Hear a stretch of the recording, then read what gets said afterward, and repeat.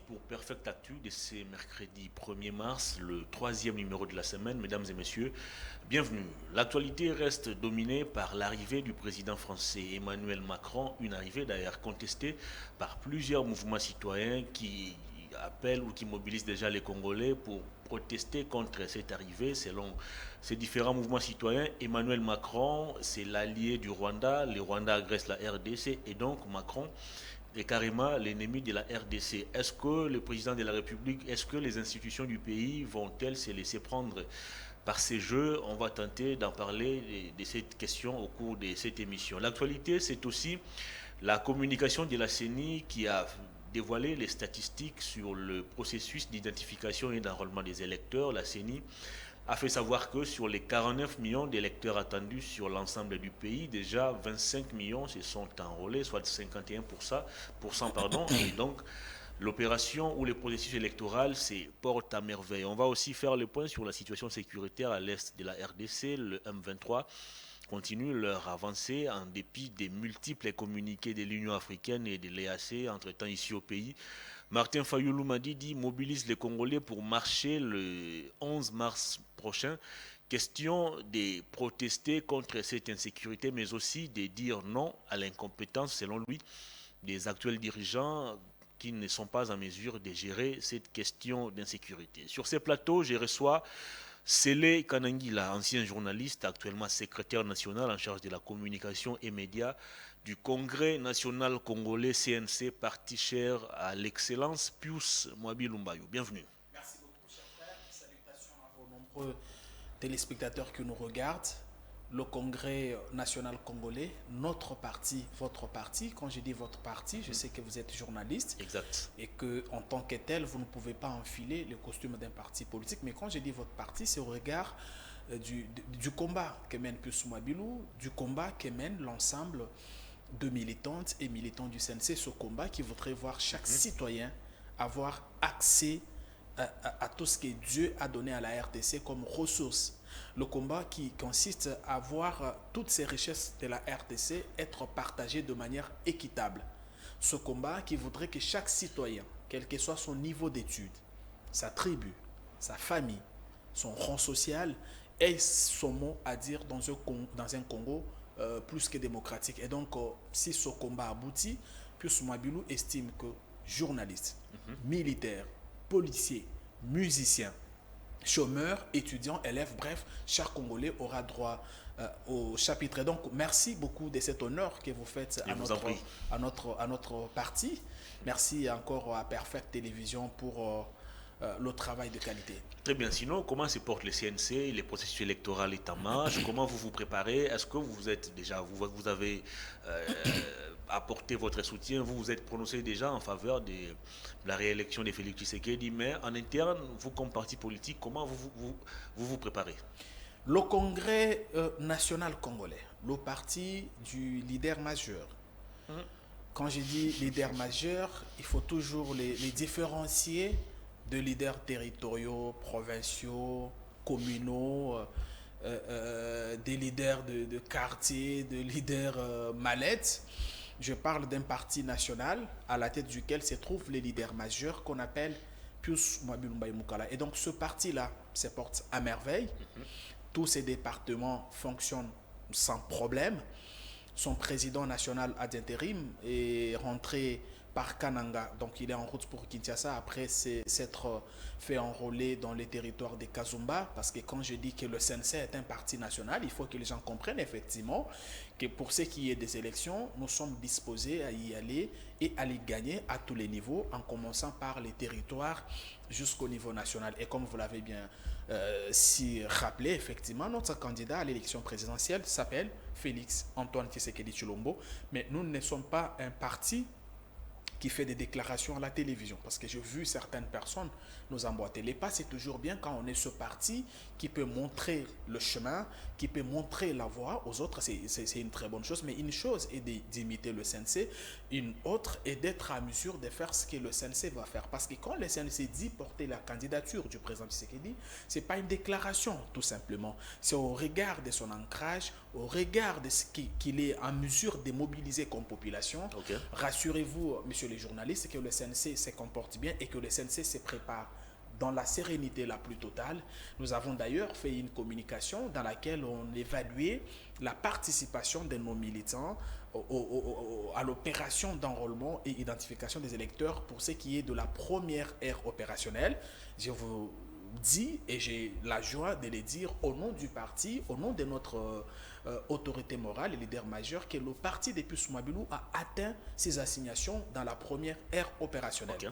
Autant la CENI, comme organe organisateur des élections, attendait un nombre d'enrôlés, autant le CNC, partant du nombre des militants dont il dispose dans ces provinces ayant constitué la première ère opérationnelle, s'était fixé les objectifs et ces objectifs ont été atteints. Voilà pourquoi nous avons relayé le message du leader majeur, Excellence Pius Mwabilou Mbaye Moukala, demandant aux autres camarades. Pourquoi insistez-vous sur le pour les différencier, c'est pour les différencier des autres leaders. Mais pourquoi lui, comme leader majeur, n'a pas aussi pris le risque de se présenter à la présidentielle? L'amour du pays.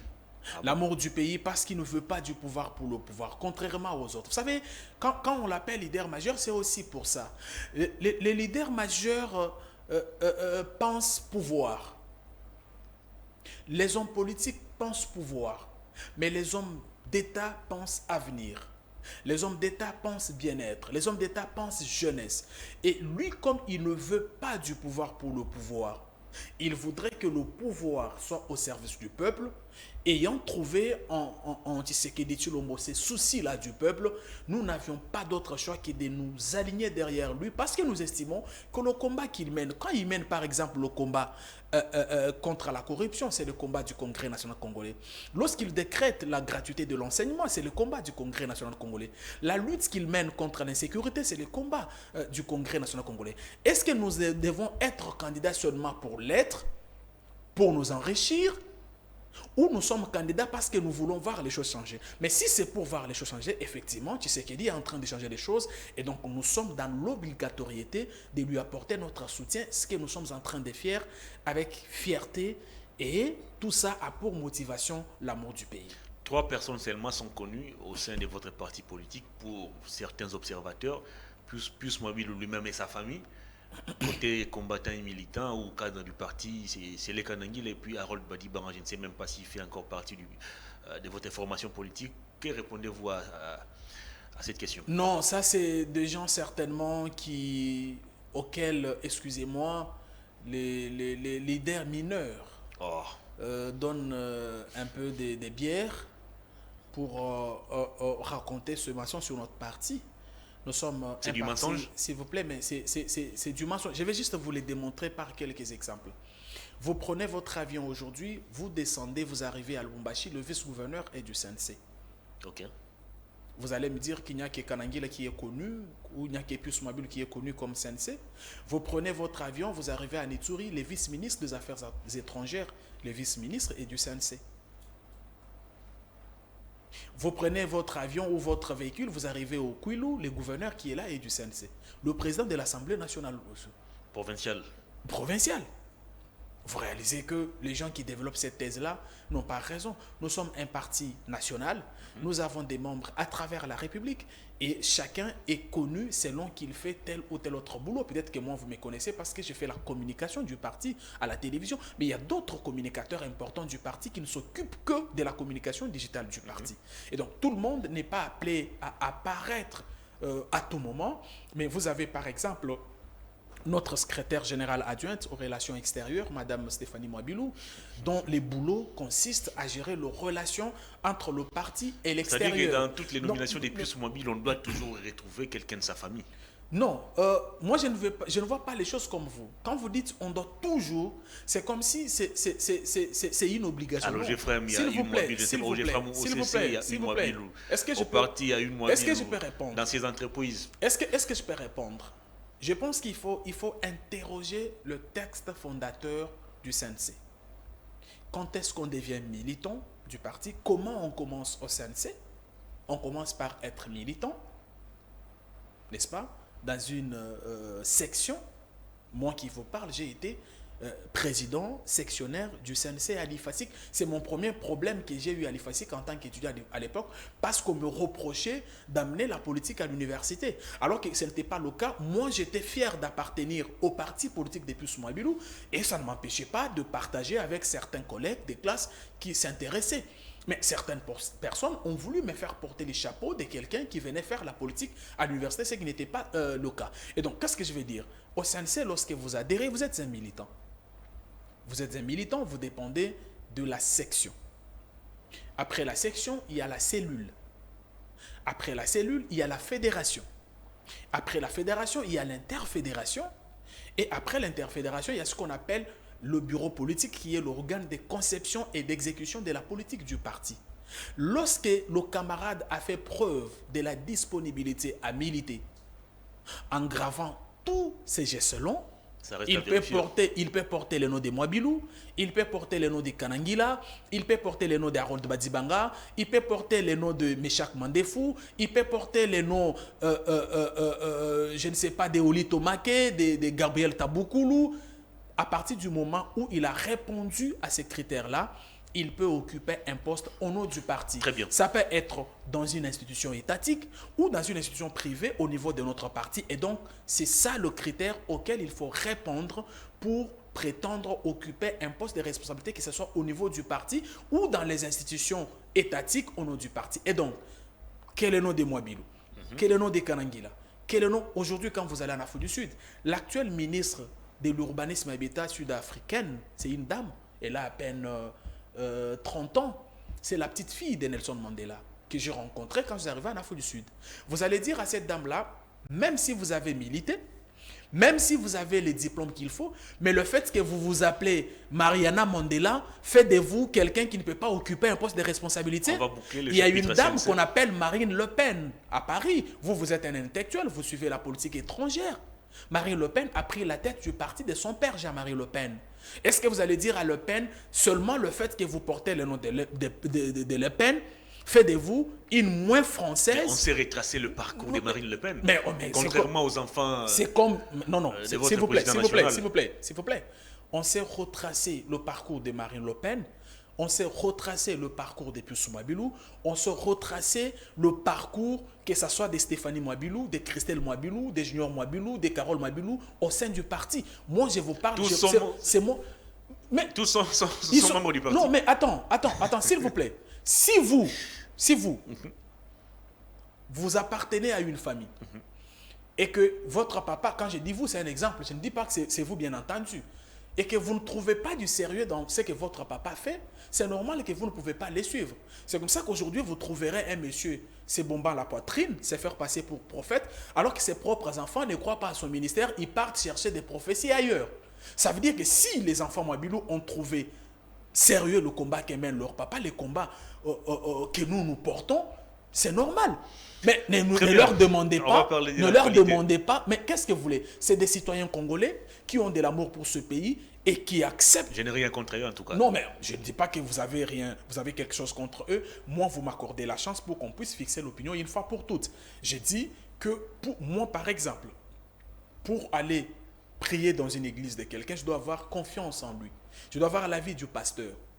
Mais vous trouverez qu'il y a certaines personnes qui sont pasteurs pendant que leurs propres enfants, leurs propres femmes partent prier ailleurs. Okay. Est-ce que nous pouvons les condamner pour cela? Non, ils ont leurs raisons.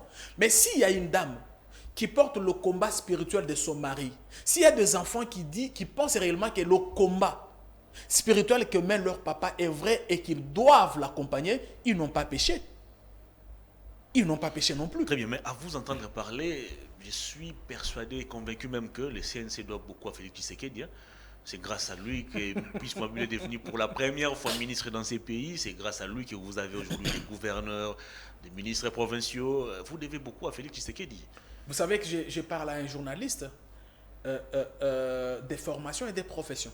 Exact. Je suis désolé que cette question vienne de quelqu'un qui connaît les critères auxquels il faut répondre pour occuper un poste de responsabilité. Dans notre sphère politique, vous savez bien définir ce qu'on appelle poids politique. Ce qu'il faut avoir les élus au niveau national, il faut en avoir aussi au niveau provincial. En étant FCC Mouabilou, où le CNC n'avait pas le poids politique. Non, mais le CNC participe pour la première fois en tant que parti politique aux élections en 2011, il n'a qu'un seul élu qui est notre autorité morale. Il en a eu beaucoup. Et vous savez, le système à l'époque, on ne s'en tenait pas à la vérité des urnes. On nommait les gens. Et parce que le CNC faisait mal, parce que je ne vais pas ici rappeler les conditions dans lesquelles le CNC a été créé. J'ai vu d'autres personnes aujourd'hui quitter le PPRD, mais quand Pius Mwabilou leur dit en 2011 que la façon de faire là n'est pas bonne parce qu'elle ne met pas au centre l'intérêt du peuple, il faut repenser la façon de faire. On l'a traité de tous nos d'oiseaux du monde. C'est pour ça qu'il quitte le parti. Je rappelle ici qu'il est dans une lettre de démission écrite, déposé pendant la journée. Il a prédit la chute du PPRD parce qu'il ne pouvait pas comprendre qu'un parti ait pour motivation l'argent, pendant que le peuple souffre, le peuple qui est censé être prêché, afin qu'il fasse partie de ce parti politique. Pourtant, il n'avait jamais quitté Kabila, qui était justement cette personne qu'on pointait du doigt comme responsable du malheur des Congolais. Le débat n'est pas à ce niveau-là. Le débat, c'est comme je l'ai dit, tout était motivé. Quitter le PPRD et rester au FCC, c'est comme déshabiller Saint-Paul pour habiller Saint-Pierre. Non, mais il faut d'abord lire les motivations.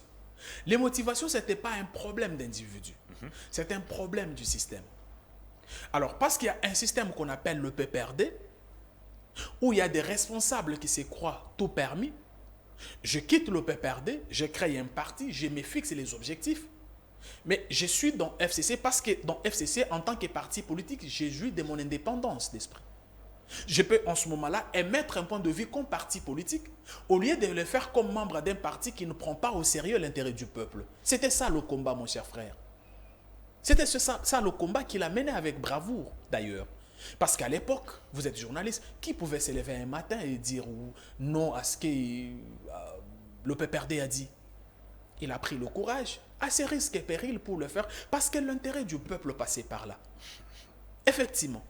Et nous sommes restés cohérents, parce que c'est toujours au nom du peuple, au nom de l'intérêt du peuple, que nous soutenons le président Tshisekedi. Maintenant, vous êtes journaliste, vous savez les conditions auxquelles il faut répondre pour occuper un poste de responsabilité, mais on ne peut pas nier effectivement que le président Tshisekedi, qui a vu en plus Mwabilou ses soucis de servir la population, lui a fait confiance. C'est comme ça qu'il l'encourage, même dans le cadre du combat qu'il mène contre la spoliation. Le CNC compte combien de députés aujourd'hui? Au niveau de l'Assemblée nationale, oui. Une douzaine. Ah bon? Une douzaine. En tant que parti politique, là je n'ai pas encore parlé en tant que regroupement. Okay. Parce que le CNC a participé aux élections de 2018 comme regroupement qu'on appelle Alliance pour l'avenir. Mais le CNC à lui seul en a une douzaine. Ok. Et pas dans cette douzaine-là, il y a aussi des députés nommés. Non, mais il allait nommer ça parce qu'il avait quel pouvoir? D'ailleurs, je vous informe qu'il y a beaucoup de nos députés qui ont été invalidés. À la Tchangou, le CNC a eu un siège qui lui a été ravi. Au Kasaï, M. Jean-Richard Mutombo a été élu. Et même les gens qui l'ont écarté l'ont avoué par la suite. Pour dire, écoutez, votre président interfédéral au niveau du Kassai oriental a été élu, voici ce qu'on a fait. En fait, nous sommes contents que le président Tshisekedi mette fin à cette récréation, mais nous sommes très contents aussi du sérieux mis dans le travail par l'équipe Kadima. Vous avez vu le nombre d'enrôlés sur 100% dans la première ère. Nous sommes à 90%, à peu près 18 millions d'électeurs déjà. Ça veut dire que le peuple prend au sérieux ce processus, le peuple veut y aller. Mais c'est aussi une réponse du peuple à ceux qui lui ont demandé de ne pas se faire enrôler, dont je ne vais pas faire la publicité ici, moi je ne suis pas leur communicateur. Vous ne pouvez pas gérer le pays, vous les pillez, vous allez signer vos contrats avec les Chinois, vous surfacturez les marchés, vous vous enrichissez, et vous prenez tellement... Ces projets ont été débattus à l'Assemblée nationale. Et puis Mwabilou était encore député à l'époque. Mais je vous dis que puis Mwabilou a fait son travail durant tout son parcours, son travail de parlementaire.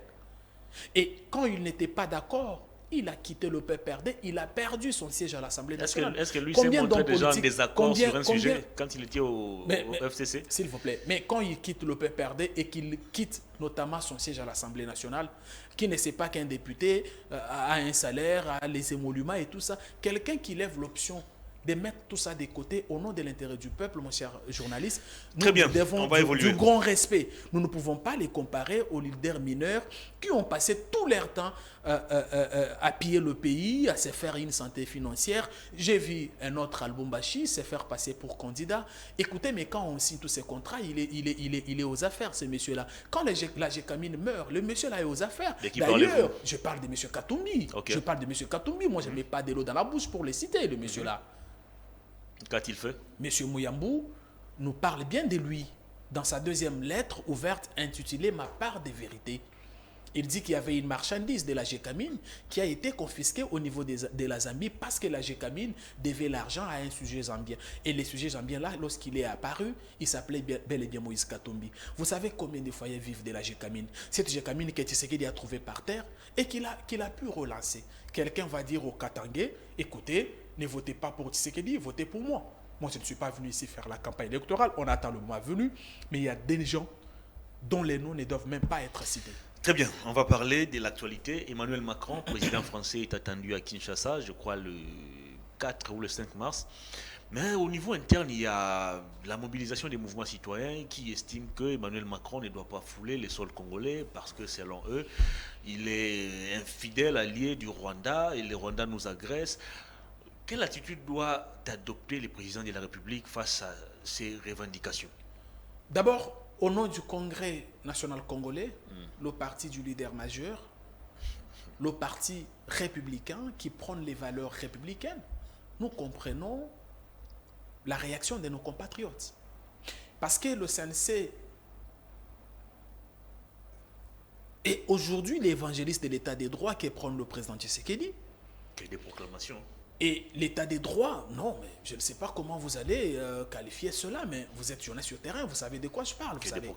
Vous savez que le CNC porte la vision du président Tshisekedi et se bat pour ce qui est de son pouvoir pour la matérialiser. C'est comme ça que lorsque le président Tshisekedi nous fait l'honneur de nommer certains responsables dans nos rangs, le message du parti est clair. Le leader majeur avait déjà prêché par l'exemple au ministère.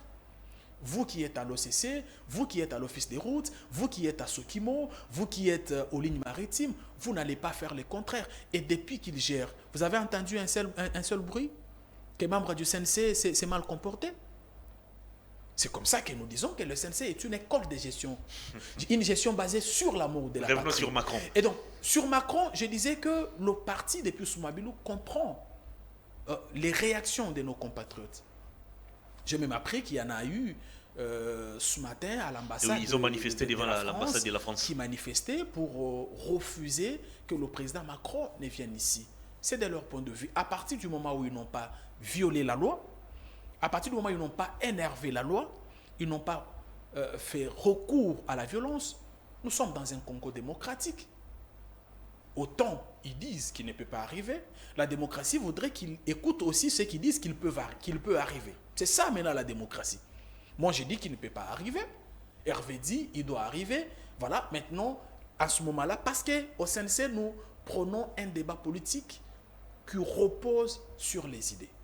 C'est ça notre façon de faire les choses. Et donc, maintenant, il faut creuser les raisons des compatriotes qui estiment que le président Macron ne peut pas arriver. C'est l'allié du Rwanda. Ils disent par exemple qu'il est allié du Rwanda, que nous sommes le plus grand pays francophone. Nous n'avons pas les soutiens de la francophonie, alors qu'en parlant français, nous faisons la culture, nous faisons la promotion de la culture française. En retour, c'est un pays qui n'était pas au départ membre de la francophonie, auquel on confie le secrétariat général de la francophonie. Je pense que toutes ces revendications sont légitimes. Et le président Macron en est tellement conscient que lors de sa récente sortie médiatique, il en a parlé. Lorsqu'il dit par exemple que l'unité, la sécurité, l'intégrité territoriale de la RDC sont non négociables, c'est très bien, c'est bien bon. Mais nous disons, monsieur le président, passez à l'acte alors. Passez à l'acte. Vous prenez la démocratie, la RDC est un pays démocratique. Comment vous pouvez avoir de relations avec un pays où règne la dictature au détriment du Congo démocratique qui fait même la promotion de la langue française? Et donc, nous pensons maintenant que les uns et les autres doivent chacun mettre de l'eau dans son vin de manière à ce que ce soit le Congo qui gagne.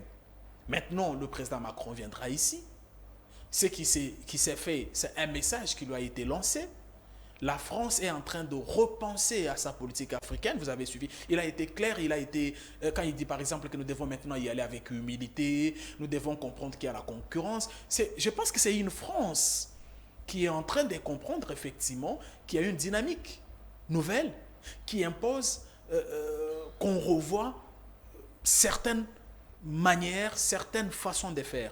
Maintenant, le président Macron sera ici parce que, à part le fait que les citoyens ont dit qu'il ne peut pas venir, pour les raisons qu'ils ont évoquées, mais c'est l'État qui doit recevoir un chef de l'État. Je pense que tous les services seront mis à contribution pour que le président Macron passe un bon séjour ici, mais en passant un bon séjour ici, que le président Macron réalise que pendant qu'il sera en train de parler avec le président Tshisekedi, il y a des jeunes, il y a des mamans, il y a des papas qui seront en train de fuir parce que son allié, le Rwanda, est en train d'agresser la République démocratique du Congo. Moi, je pense qu'il faut que la démocratie gagne, que ceux qui sont pour, que ceux qui sont contre, que chacun ait droit à la parole. C'est même pour ça que le président Tshisekedi... Est-ce qu'on ne risque pas de voir, lors de sa visite, un Macron qui va se comporter peut-être comme Sarkozy par le passé, ou François Hollande, un président français qui va venir ici pour peut-être bouder nos autorités, remettre en cause leur crédibilité ou leur légitimité, comme ça a été toujours le cas? Ce Congo-là est passé. Ce Congo-là, il est passé. Et vous savez pourquoi, par le passé, il s'est comporté comme ça. Vous savez, vous et moi savons les conditions dans lesquelles certaines personnalités se sont retrouvées aux affaires.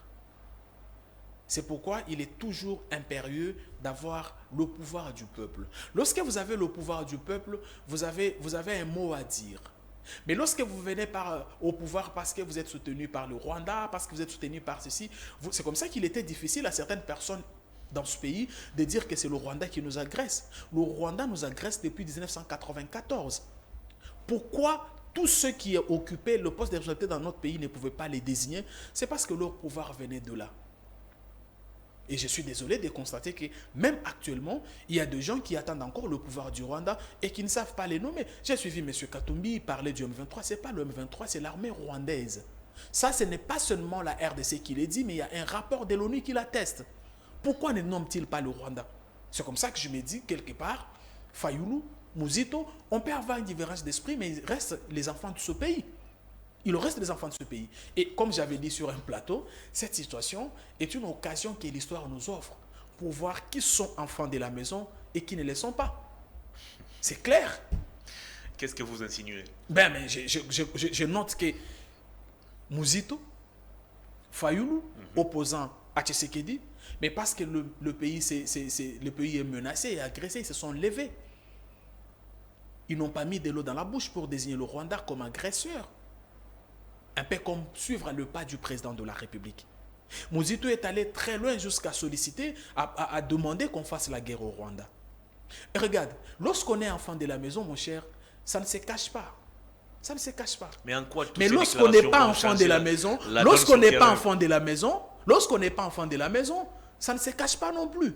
Et donc c'est clair aujourd'hui que même dans des conditions actuelles, il y a les enfants de la maison, il y a les enfants qui ne sont pas de la maison, qui sont soit au service du Rwanda, soit au service d'autres pays, et qui sont là en train de lorgner, attendant que le Rwanda leur donne le pouvoir, parce que s'ils décident le Rwanda, aujourd'hui le Rwanda risque de leur dire, monsieur, on te tourne les dos. Très bien. Alors, est-ce qu'avec ces mouvements de mobilisation qui a déjà commencé sur les réseaux sociaux et qui s'est étendu maintenant sur terrain, nous ne risquons pas d'avoir quelque chose qui va dégénérer lors de l'arrivée du président français ici? Non, lorsque ça va dégénérer, là, ça va violer la loi.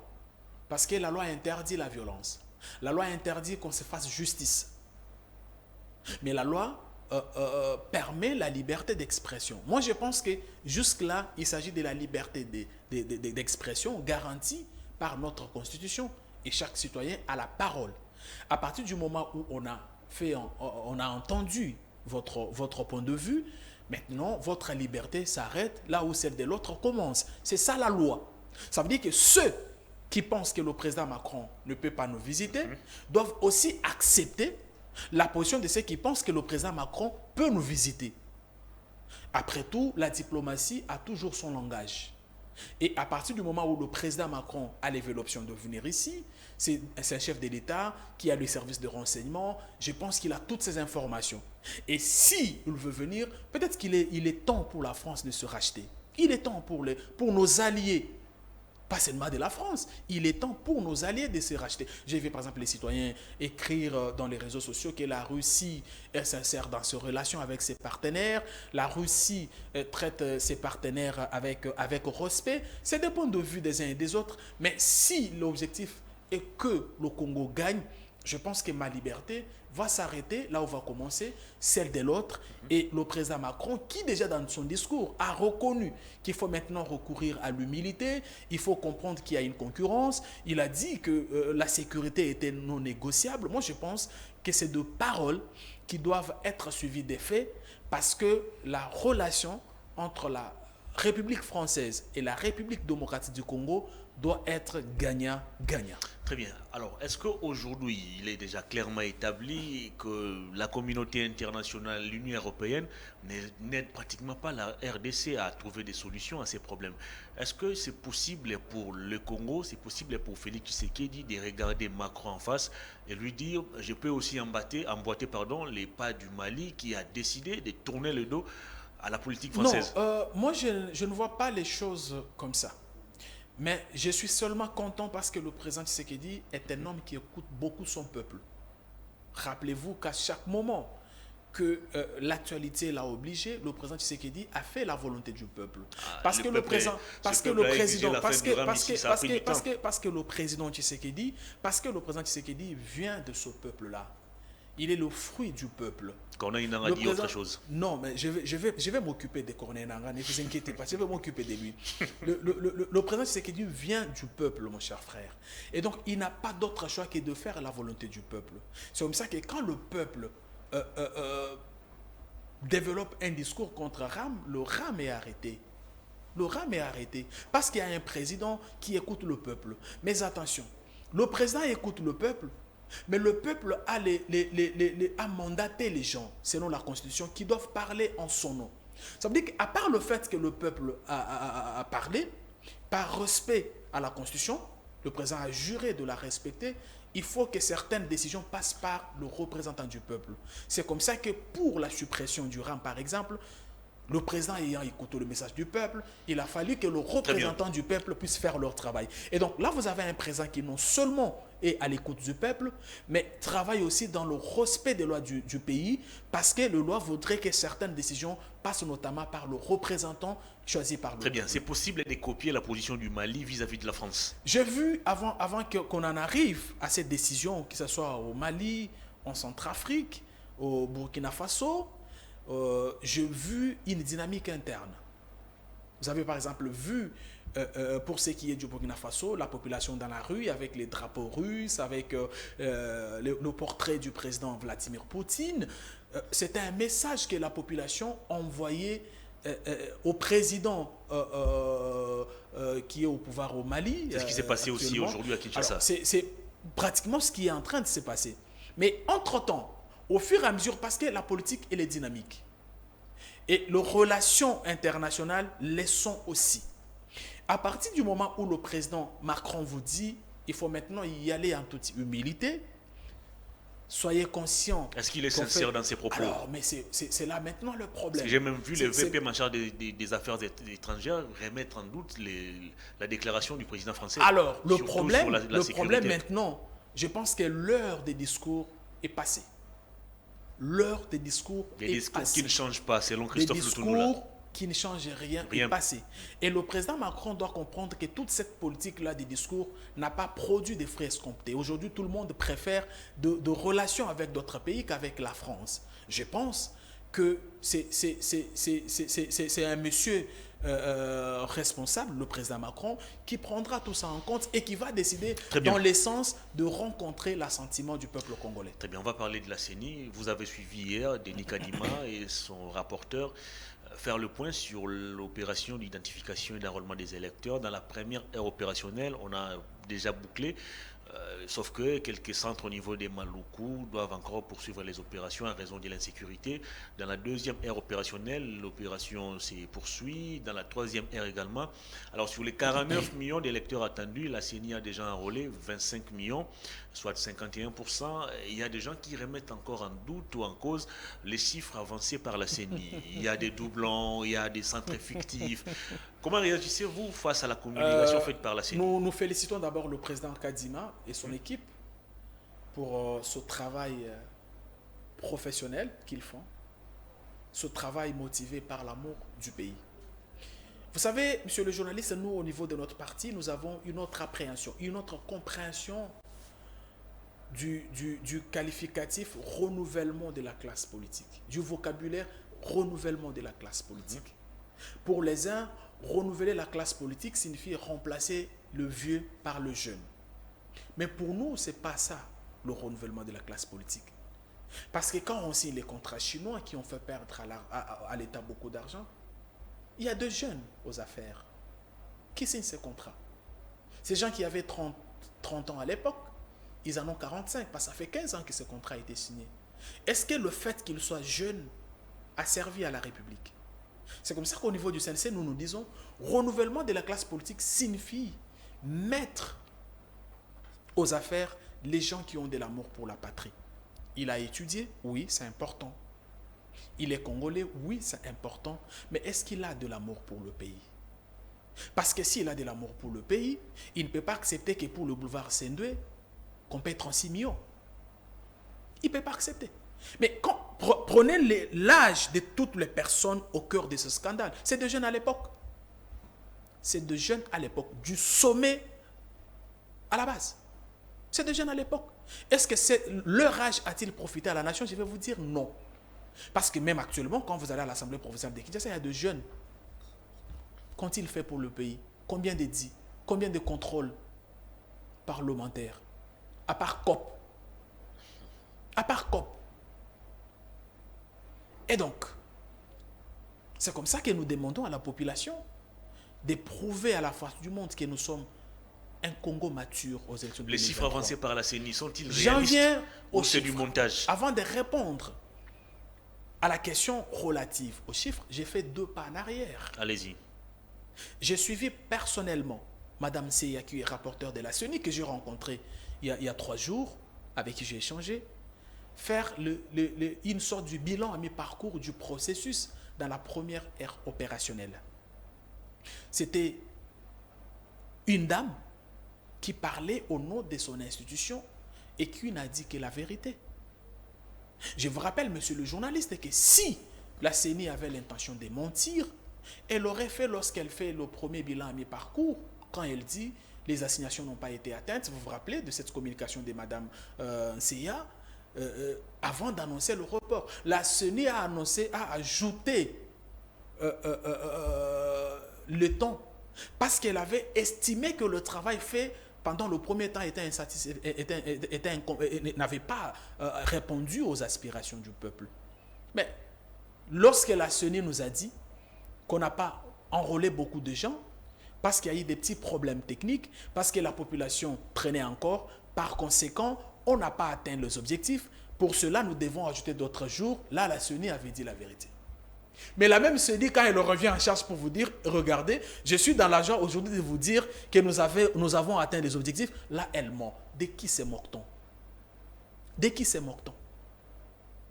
Moi, je pense que c'est une équipe qui travaille dans la vérité la plus totale. Bon, qu'est-ce qui les a empêchés de nous dire lors du bilan mi-parcours que, écoutez, si on s'en tient à la logique de ceux qui développent ces discours-là, mais la CENI pouvait nous dire, écoutez, c'est bien bon, j'ai atteint 100%. Et en ce moment-là, elle allait clôturer les opérations depuis longtemps. Si elle a prolongé les opérations, c'est parce qu'elle avait estimé à l'époque que ces objectifs n'étaient pas atteints. Et aujourd'hui, qu'elle vient nous dire que c'est bien, nous croyons que c'est bien. Okay. Et que, parce que nous sommes prêts. Vous savez, à part les chiffres de la CENI, nous, au niveau de notre parti, en tant que parti politique, je l'ai dit ici, peut-être dans mon introduction, nous avions aussi des assignations. Parce que le CNC fait toujours différemment des autres. Dans la première ère opérationnelle, lorsqu'on lance l'opération d'identification, le président Aïe Meshak Mandefou nous réunit. Nous sortons les fichiers de membres du parti dans toutes ces provinces-là. Et on s'est dit, au regard du nombre de militants que nous avons, nous pouvons aller jusqu'à tel nombre. Et je peux vous dire, j'ai même fait une communication dans ce sens-là, le CNC a atteint ses objectifs dans cette première ère opérationnelle. Très bien, alors moi je vous donne et donc, faits. Pour dire bref, la CENI fait du bon travail et les chiffres communiqués par la CENI sont vrais. Alors moi je vous donne 2 faits qui suscitent des doutes quant à la crédibilité de l'actuel bureau de la CENI. Les cartes de Massima Nimba. La CENI nous a dit d'abord que les nouvelles machines utilisées pour enrôler les électeurs détectaient tout dédoublement. C'est-à-dire qu'aucun électeur n'avait la possibilité de se faire enrôler 2 fois. Mais hier, dans la communication du président de la CENI, il a reconnu qu'il y avait des cas de doublons et que la CENI travaillait pour supprimer cela. La CENI nous a promis de nous donner, plutôt la CENI a fait savoir que c'est l'ONIP qui allait nous donner des cartes avec des photos en couleur. Mais hier, Denis Kadima revient encore pour dire qu'après échange avec l'ONIP a décidé de ne pas produire des cartes avec photos en couleur. Est-ce qu'on doit encore continuer à faire confiance à cette CENI qui s'est contredit? Alors, la CENI ne s'est pas contredit, monsieur le journaliste. Ou c'est vous qui vous contredisez, ou vous empruntez les discours des gens qui ne sont pas, qui n'ont pas, bon, je ne peux même pas dire qu'ils ne sont pas disposés, qu'ils ne sont pas prêts. Parce que pour être prêt, il faut avoir les militants. Les gens comme les gens du PPRD vont aller à les... Toi, tu es sûr qu'à Kinshasa ici, on peut voter pour Chadar? Pourquoi pas? À Kinshasa ici? Pourquoi pas? Par quel militant? Je vous vois sourire un peu, je comprends le message, les téléspectateurs aussi. Donc, je vais vous dire, moi je vais vous conseiller de ne pas emprunter les discours des gens qui n'ont pas des recettes à proposer à la nation congolaise. Mais est-ce que c'est faux? La CENI avait dit que les actuelles machines ne permettaient pas... Allez-y. Est-ce que je peux répondre? Allez-y. La CENI a dit que l'actuelle machine permettait de détecter les dédoublons. Nous sommes d'accord? Mais la CENI n'avait pas dit que ces doublons-là, aussitôt détectés, ils sont présentés au public. Attends, la communication, chaque mot en français a sa signification, monsieur les journalistes. Ah, c'est vous qui cherchez à lire un peu les discours du président de la CENI. Moi, j'ai suivi, regardez, moi, je suis très bien la vie politique congolaise. Et moi, j'ai une licence en communication politique. Moi, j'ai écrit tout un livre sur les discours.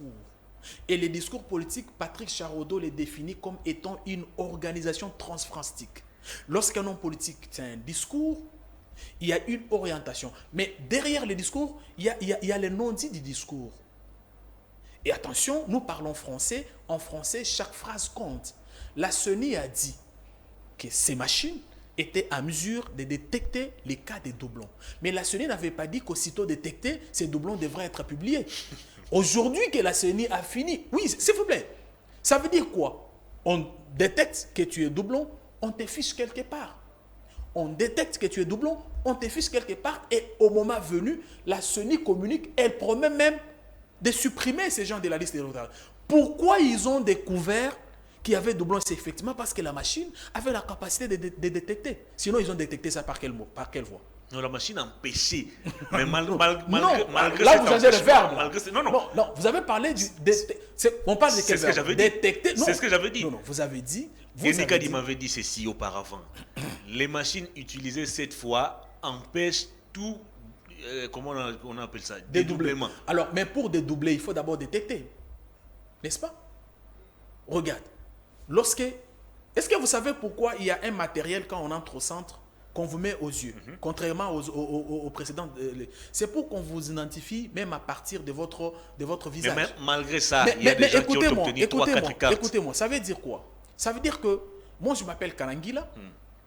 Je me suis fait enrôler à Lemba, où je serai candidat à la députation provinciale.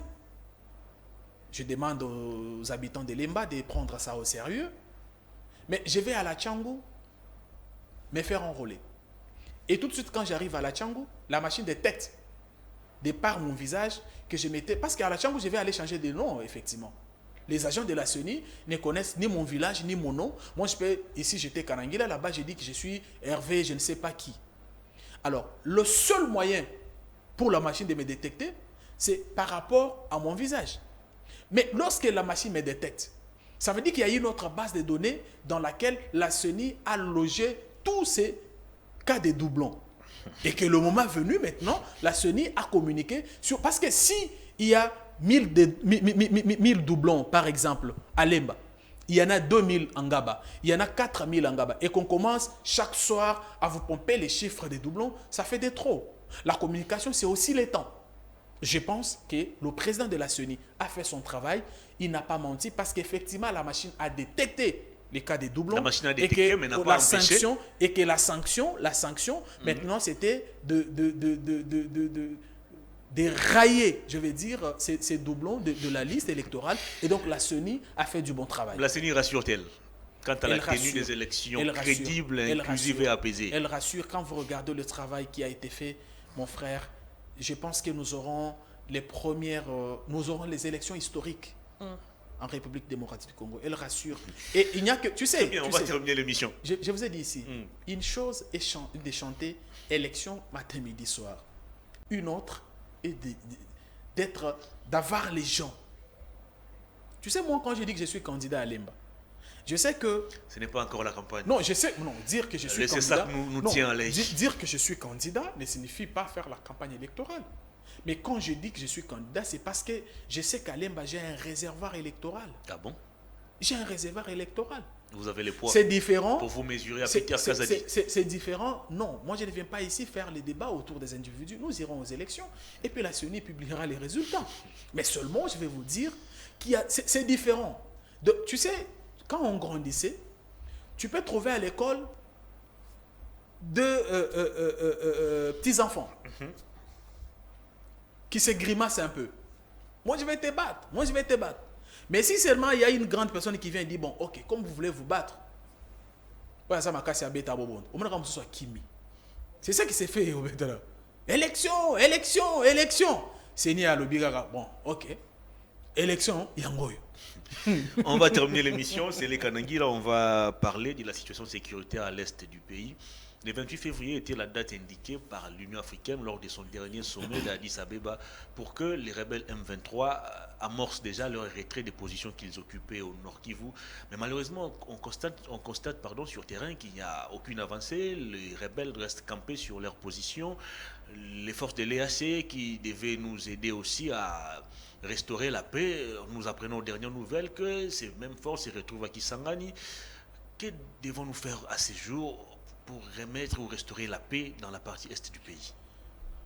La restauration de la paix sur l'ensemble du territoire national est d'abord notre affaire en tant que citoyen de ce pays. Personne ne le fera mieux que nous. Il faut le dire. Nous avons eu la malchance d'avoir par le passé des dirigeants qui n'avaient aucun amour pour ce pays et qui l'ont pratiquement vendu. Des dirigeants qui puissent mobiles accompagner pendant longtemps, très longtemps même. Vendu. Non, quand vous dites très longtemps ou pendant longtemps, je ne sais pas, mais attention, moi j'ai étudié la vraie signification des expressions, hein, longtemps, très longtemps, en tout cas, ça a des significations. Mais je vais vous dire que plus Mouabilou, comme parlementaire, vous n'allez pas demander à un seul député de faire le travail. Non, mais vous l'avez cité. Je vous ai laissé parler suffisamment des Pius Mouabilou. Non, mais vous l'avez cité. Lorsque vous les citez, souffrez que je réponde. Lorsque vous les citez. Au moins, l'histoire retiendra que Pius Mouabilou a travaillé. L'histoire retiendra qu'il a fait son travail comme parlementaire. Parce qu'il n'a jamais eu une parcelle de responsabilité. Non. Est-ce que ces motions étaient interdites par la loi, par le règlement? Des motions qui intervenaient lorsqu'il fallait traiter des questions importantes. Je dis, est-ce que c'était... La loi disait quoi? Le règlement de l'Assemblée nationale disait quoi? Non, n'induisons pas notre population, notre peuple en erreur. Non. Il y aura un jour. Non. Il y aura un jour. Ne disons pas notre population. Sur notre population il nous dira plus. Non, mais. Sur les rôles que jouait chaque député peut perdre. Excusez-moi, je suis venu ici parler pays. Très bien. Je suis venu parler du CNC et de son leader majeur. Ne me citez pas les noms de gens qui ont détruit le pays. Je n'ai vraiment pas besoin sur ce plateau. Même la population ne va pas m'accorder. Des gens qui partagent leur bilan avec Pius Mouabilou. Alors, mais il faut définir le bilan. C'est quoi les bilans alors? C'est quoi les bilans? C'est quoi les bilans? C'est moi qui pose des questions. Alors, merci. Alors, pour revenir à la situation sécuritaire, j'étais en train de dire que la solution, c'est d'abord nous-mêmes. Ok. Que devons-nous faire Ce que nous devons comme faire, citoyens? c'est soutenir les efforts du président de la République. Je disais que ce qui nous a manqué par le passé, c'était des hommes qui aimaient le pays. Nous avions eu des gens qui étaient venus s'enrichir. Même quand ils disent qu'ils veulent revenir, la population se demande, mais ils reviennent pour faire quoi? Pour aller encore dans le brassage, dans le mixage et vendre davantage le pays? Pour mettre dans notre armée les étrangers plus nombreux que les nationaux, que les enfants du pays? Tout ça, ça avait un but. Mais ce but, aujourd'hui, ils n'ont pas pu l'atteindre parce qu'à la tête du pays, il y a un enfant du pays qui l'aime. Nous disons que la solution, c'est d'abord nous. Okay. Et cela passe par le soutien que nous devons apporter aux chefs d'État sans tenir compte de nos appartenances politiques et même tribales. Parce qu'on est journaliste, on est opposant, on est société civile, parce qu'il y a un pays. Si aujourd'hui le Congo n'existe pas, il n'y aura pas d'opposants, il n'y aura pas de société civile, il n'y aura pas de pouvoir. C'est pour ça que quelque part, je comprends les silences de ceux qui ne sont pas enfants de la maison. Je comprends leur silence quelque part. Je comprends le fait qu'ils ont peur de citer le Rwanda comme agresseur. Bon, mais c'est leur choix que nous respectons. Mais nous qui n'avons que le Congo, lèvons-nous, soutenons le président de la République. Chaque citoyen, enseignant, journaliste, cordonnier, étudiant, a pour mission de protéger son pays, a pour mission de protéger l'intégrité territoriale de notre pays. Moi, ça m'écoeure quand je vois, par exemple, certains journalistes relayer le message du Rwanda ici. C'est parce que nous sommes dans la démocratie.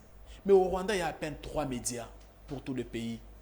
Tous les 3 médias appartiennent au pouvoir. Qui va donner un point de vue? Les journalistes sont traqués comme pas possible. Comme pas possible. Qui va donner le point de vue? On a tué d'ailleurs récemment l'un sur la moto. Vous avez vu comment on a abattu un journaliste sur la moto au Rwanda. Et donc, moi, je pense que nous sommes un pays réellement démocratique. Nous devons protéger notre pays. Kagame s'est beaucoup joué de nous. Beaucoup. Il a beaucoup blagué. Mais vous êtes observateur, vous êtes analyste. Lorsque vous lisez entre les lignes, c'est un Kagame à la fin. Très bien, on termine l'émission. Martin Fayulu mobilise les Congolais. Les 11, il faut marcher. Question de dire non à cette invasion rwandaise. C'est un citoyen congolais. Fayulu, on peut avoir chacun son point de vue, mais ce qu'ils ont fait dans ce qui nous est imposé par le Rwanda a montré que c'est des enfants de ce pays. Très bien. Là, je l'ai dit sincèrement. Merci. C'est le Kanangila. On a terminé cette émission. Un grand merci à vous pour votre disponibilité. Je vous remercie tout en insistant sur le fait que certaines personnes ne pensent pas se servir de la situation de l'agression pour se refaire une santé politique. Marche. Si la marche, c'est seulement pour dire non à l'agression rwandaise, nous sommes d'accord. Mais si c'est pour se refaire une santé politique qu'on a perdue, parce que par le passé, on n'a pas montré qu'on était disposé à servir la population, je pense que c'est une peine perdue. Très bien. Cette émission est terminée. Grand merci à vous, fidèles téléspectateurs et internautes, pour la sympathique et réelle attention que vous continuez d'accorder à ces programmes. Et grand merci aussi à toute l'équipe technique. Je vous retrouve demain jeudi pour un nouveau numéro. Au revoir.